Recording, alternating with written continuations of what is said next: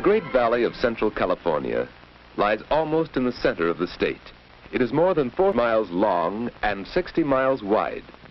And except for the narrow opening at San Francisco Bay, it is surrounded by ranges of high mountains. A long time ago, this whole area was a great gulf, an arm of the Pacific Ocean. Many swift streams flowed into it from the surrounding mountains. Rushing mountain streams like this carried millions of tons of earth down into the Gulf. Now, what happened after that went on for thousands of years? Decayed rock materials from the mountains were dumped into the Gulf and spread out by the rivers and streams. Gradually, the Gulf filled up with these earth materials. Now, all that is left of the old Gulf is San Francisco Bay.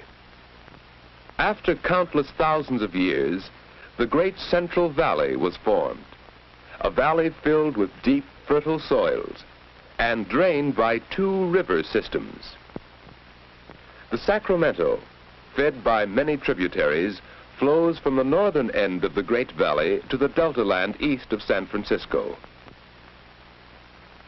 And the San Joaquin drains the southern end of the Great Valley, flowing northward to the Delta and the Bay. Now we see that the valley is high at the north and south ends and slopes to nearly sea level where the 2 rivers meet. In the days of the early settlers, cattle were raised in the northern part of the Great Valley. In the long, hot summers, they could be driven up into the green meadows of the nearby mountains.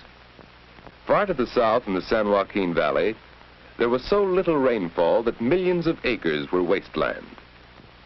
Only a handful of settlers tried to make this forbidding land support them.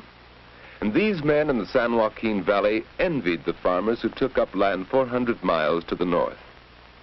Because most of the northern part of the Great Valley had enough water for wheat, corn, and vegetables, the farms of this part of the valley were prosperous. The wealth of this northern section of the Great Valley was water, flowing from the nearby mountains. The farmers on this land harvested rich crops. Dairy farming prospered with green pastures and pure water.